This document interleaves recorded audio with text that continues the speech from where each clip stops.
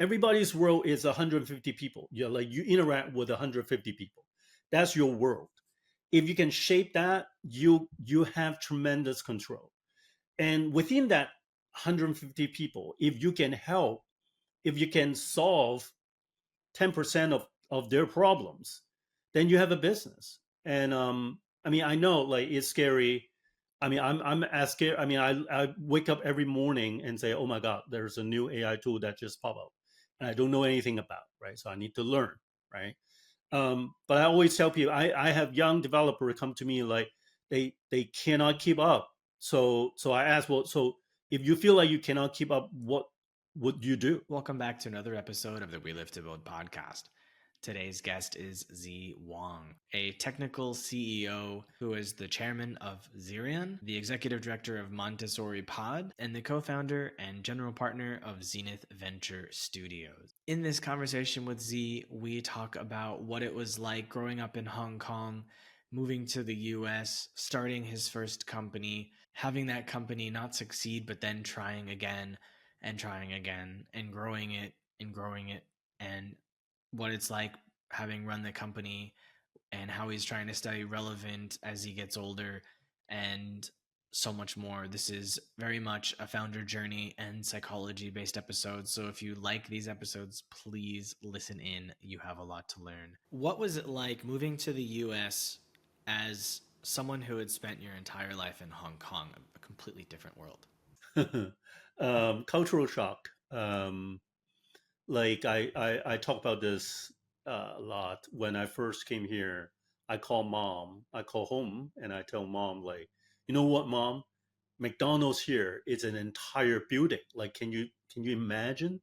Like McDonald's being a single building, it's amazing. It's very different, right? Um, yeah, so that's a cultural shock. And then I got thrown into a very different education system. Growing up in Hong Kong, it's an Asian education system. It's very different than here. I somehow found myself thriving in this a little bit more free environment. My fiance came to visit the US for the first time in March. And one of the things that shocked her was the drive through. She was like, "This is amazing." She's like, "Who are you talking to? Is it a robot? Like, is it an AI? Like, what's going on?" And I was like, "No, it's a human. They're like, they have a camera. They can see me." Right? I explained what a drive through was as we were going through it. And she was just mesmerized. You know, Vietnam is, it has its high tech areas, but like a lot of cultures don't have this concept of a drive-through. I remember in mainland China that I'm not sure if it was McDonald's or Burger King or KFC, but like one of these three companies opened a drive-through, and I think it was Beijing. And the people were they're going through going through the drive-through, ordering the food, then going and parking in the parking lot and walking in and sitting down at a table and eating. So they had to literally educate the local people how to use a drive-through correctly based on the American concept of what a drive-through should be, because they just didn't understand what to do with the thing. I also experienced a tremendous amount of culture shock moving from Florida to Wuhan, of all places, at the time in 2008. It was completely, ridiculously alien for me, especially because no one spoke English except for like a few people that I happened to run into and like coworkers. But like everyone else was purely Mandarin. And at least you came to the US knowing English, I assume, because in Hong Kong. Well, knowing a bit, yeah, yeah. It's not. It's I'm not completely ignorant, but it's not good. I remember. I mean, it's talking about drive-through.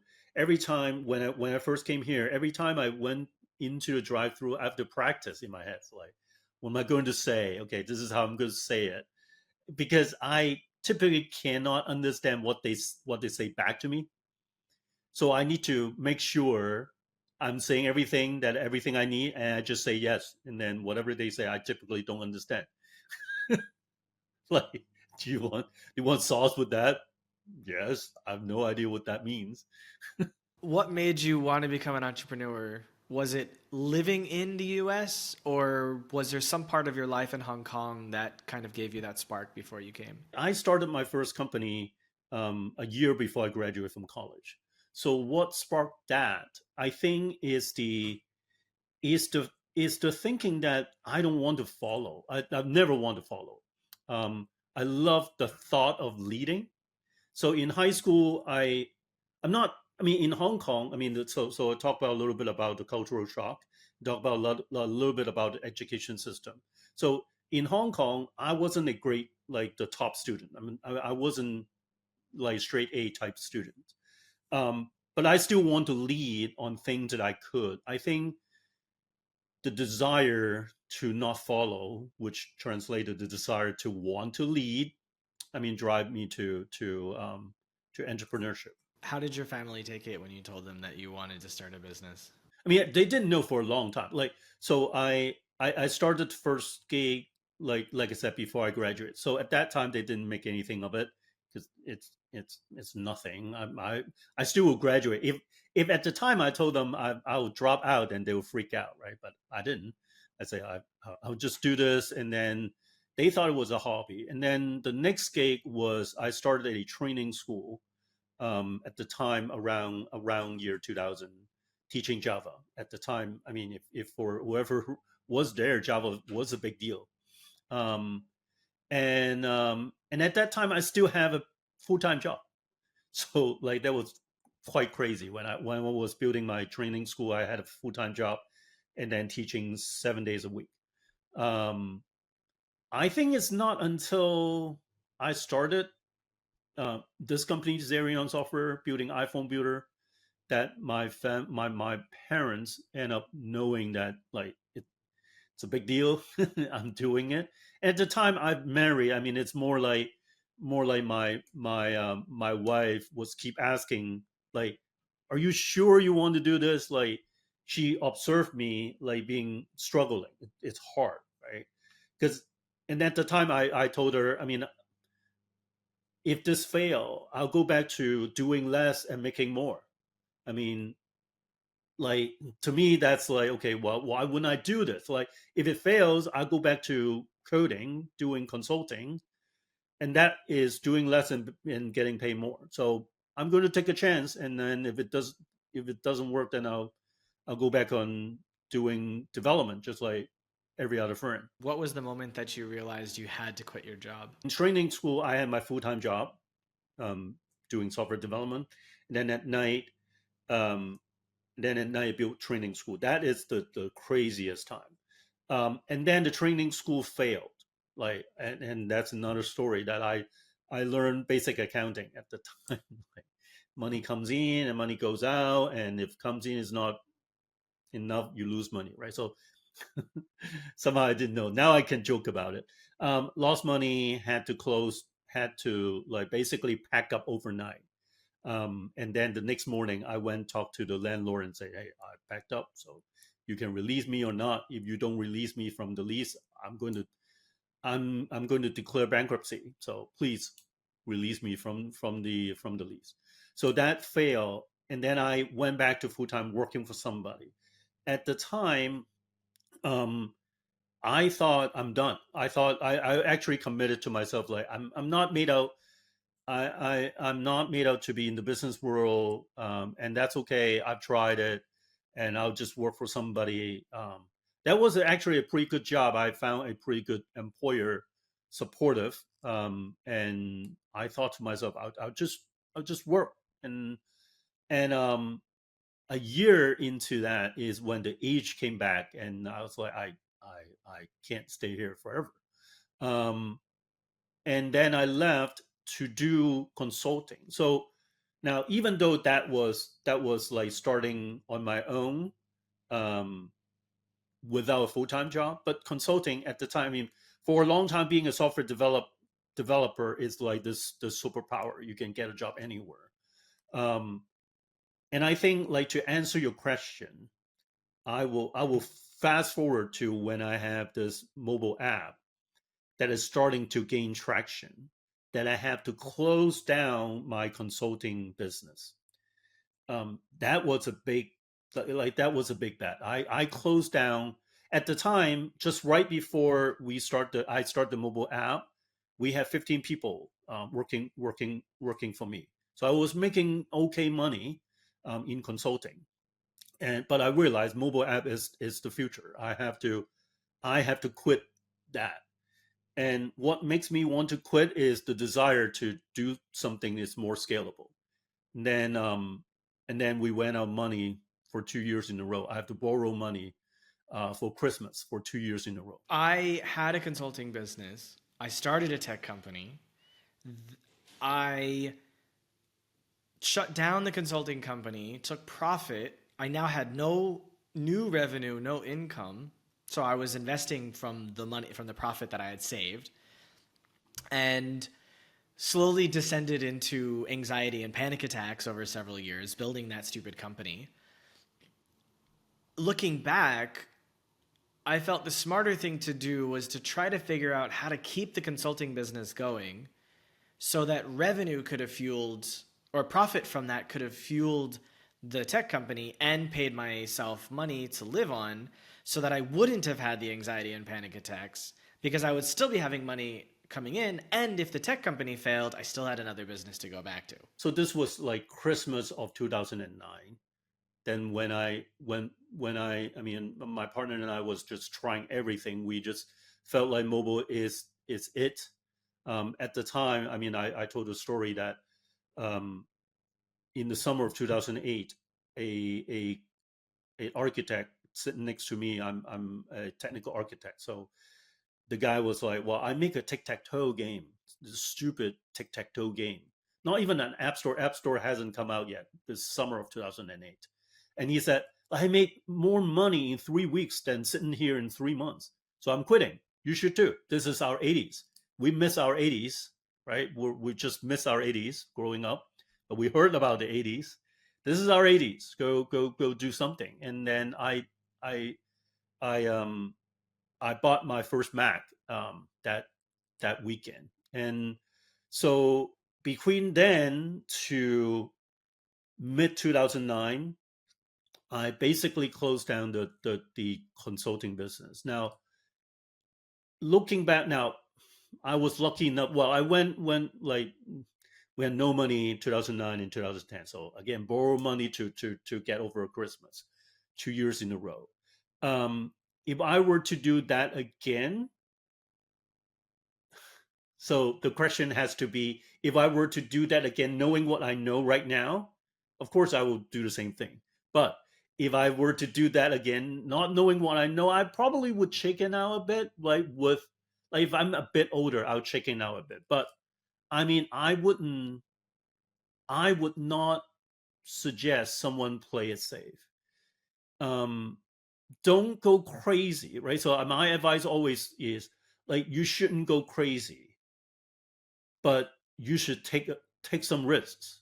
I mean, a lot of things don't come out if you're playing it way too safe. That's where I'm at right now. I still will take risks right now. Like I'm in my 50s. I realize I'm getting older.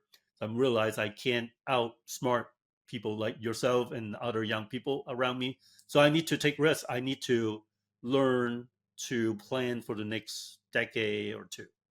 So I wouldn't. I mean, it's okay. I mean, I hope you learn what you've learned.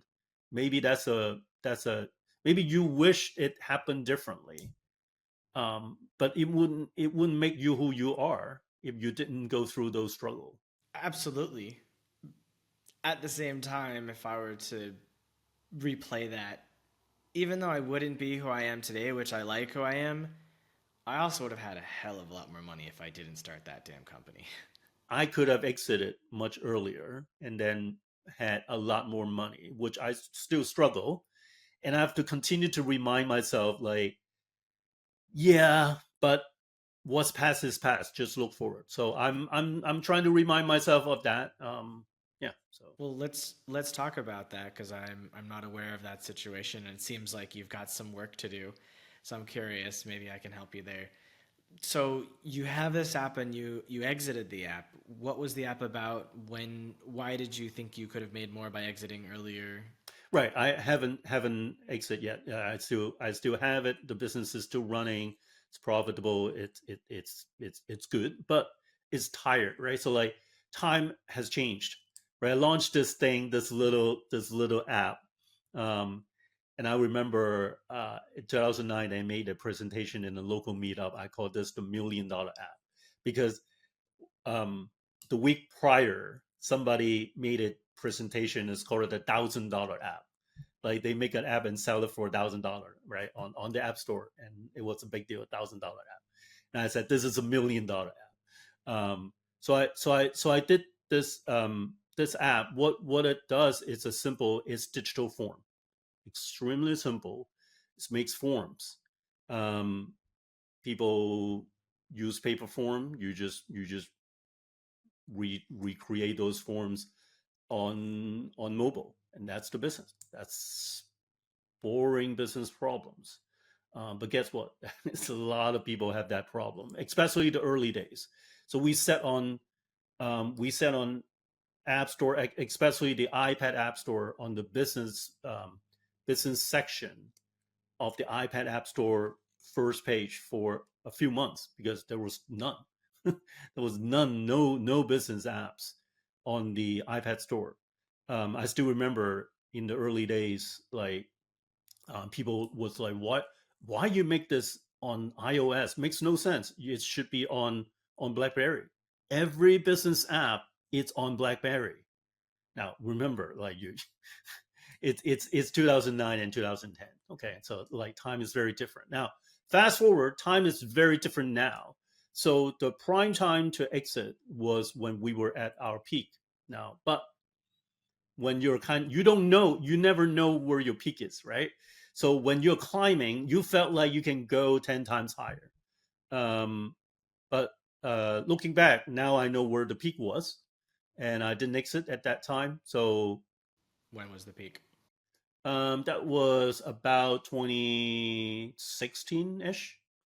Hey, just give me 10 seconds of your time. I really appreciate you listening to the episode so far, and I hope you're loving it. And if you are, I would love to ask you to subscribe to the channel because what we do is a lot of work. And every week we bring you a new guest and a new story. And what we do requires so much love so that we can bring you something amazing. And every week we're trying really hard to get better guests that have better stories and improve our ability to tell their stories. So your subscription lets the algorithm know that what we're doing is fantastic. And no commitment, it's free to do. And if you don't like what we're doing later on, you can always unsubscribe.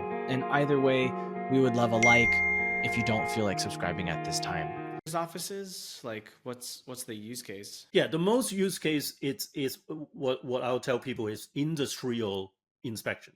So think something big, um, like factories, like roads, like oil pipeline, something huge, and then they need to go inspect those um, those locations, equipments, oil pipeline. So we essentially do two things: we count things and we check things. And checking is inspection. So we were lucky enough, like to get some big contracts from big companies, big engineering companies. We were in like airline food inspection, so you would have eaten food that our product inspected. We were in one of the biggest airline food inspection. I mean, airline food company, and we helped them like upgrade, modernize their inspection project.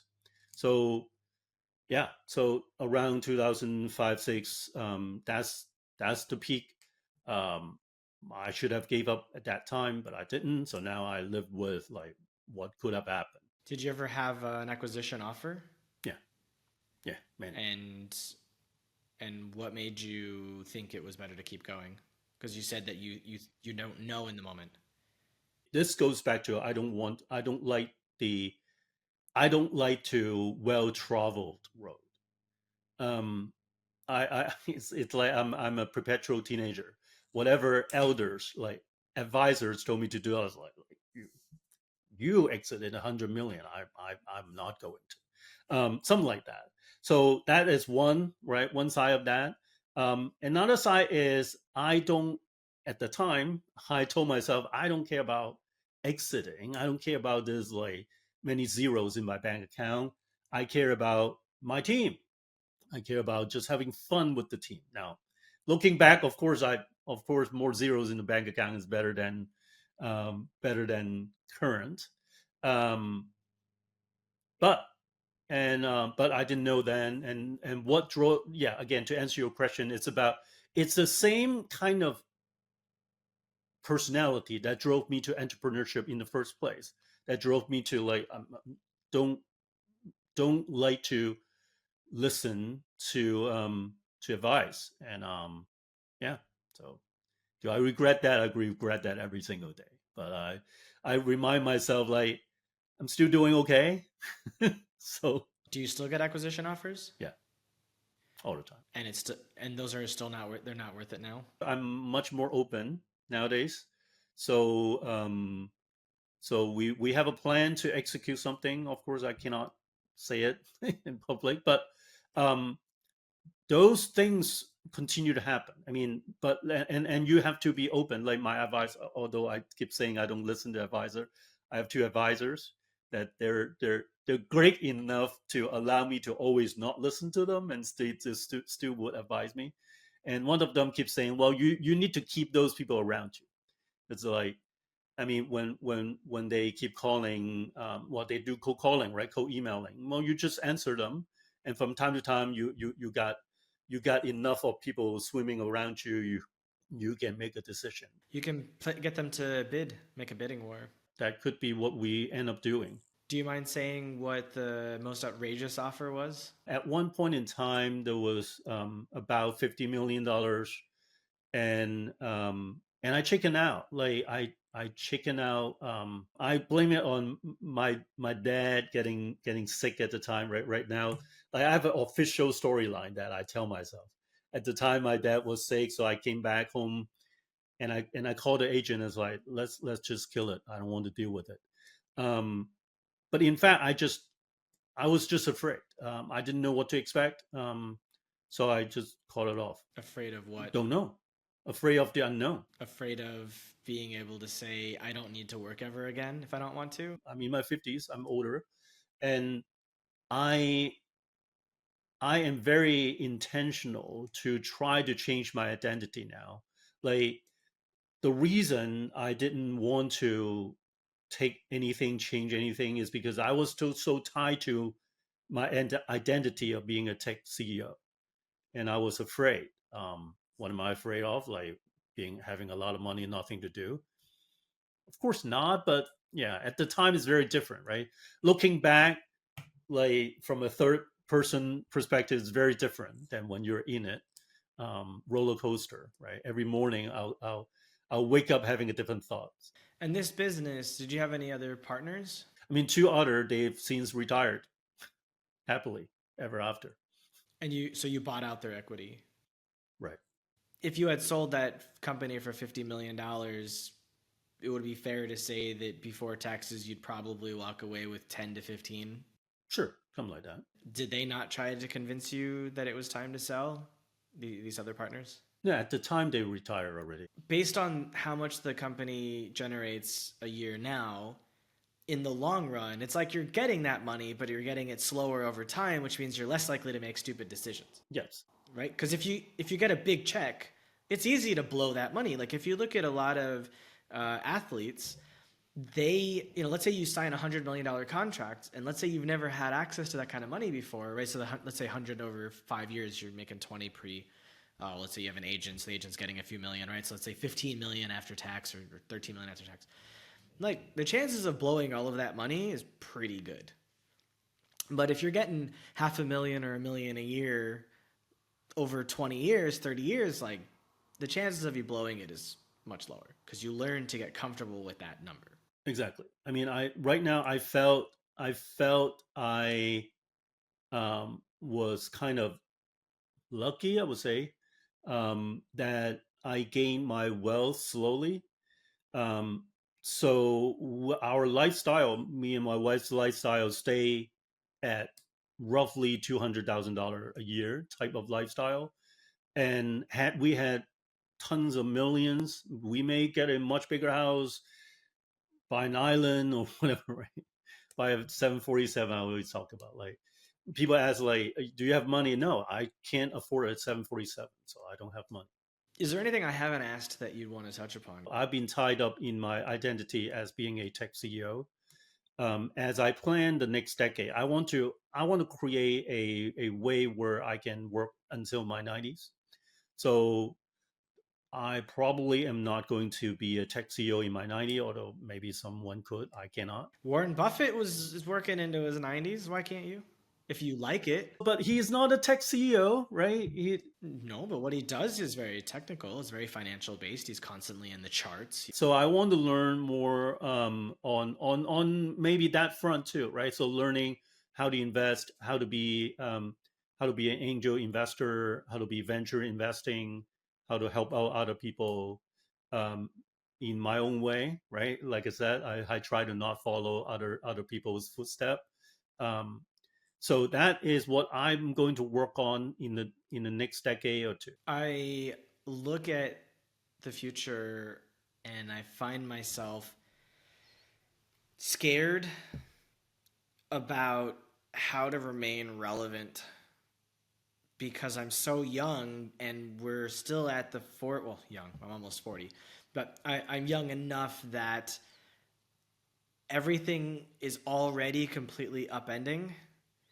And I feel like it's going to be upended many more times in the next 30 or 40 years. And and I like to think I have at least a loose idea of what I think is going to happen. But then something happens and throws a wrench in my ideas, and I go, "Damn, I have no idea what's going to happen." Like everybody's world is not the world, right? You everybody's world is 150 people. You like you interact with 150 people. That's your world. If you can shape that, you have tremendous control. And within that 150 people, if you can help, if you can solve 10% of their problems, then you have a business. And I mean, I know like it's scary. I mean, I'm as scared. I mean, I wake up every morning and say, oh my God, there's a new AI tool that just popped up, and I don't know anything about, right? So I need to learn, right? But I always tell people, I have young developers come to me like they cannot keep up. So I ask, well, so if you feel like you cannot keep up, what would you do? Like they well, I can't keep up. I don't know what to do. Like, so yes, you cannot keep up. Well, not keeping up, it's a fact. It's like you cannot get away from that. You will never be able to keep up. So what you do matters, and what you do should be don't give up. And today, so I talk about like I start building iOS app in 2008, 2009, right? I remember at the end of 2009, people call, like agents will call and say, how much experience you have building iOS app? And I said, as much experience as anybody could have because it's brand new. So that is the same thing today, and will always be like that. There will always be something that is so new that if you get into it, you're the top whatever 100 people, 1,000 people. Like today, so I'm now teaching vibe coding, right? So vibe coding didn't exist a year ago. 1 year ago, nobody even like this term was coined like what 3 months ago, and now becomes a thing. So if you learn that, now I just learned that, okay? So can you. You're younger than me, you're better than me, everybody around me is technically by definition, if you're younger, you're a better version of me because you're newer generation, okay? We talk like tech. When you're younger, you're the new generation of the older generation, right? So by definition, you're better, you can learn. And if you just put yourself there, you're already better. And that fear is around, and that's not going away. I mean, that fear will be around. That future will change, but count on other people being lazier than you are. You can count on that. There are a lot of lazy people. So just go do it. You'll be ahead of a lot of people.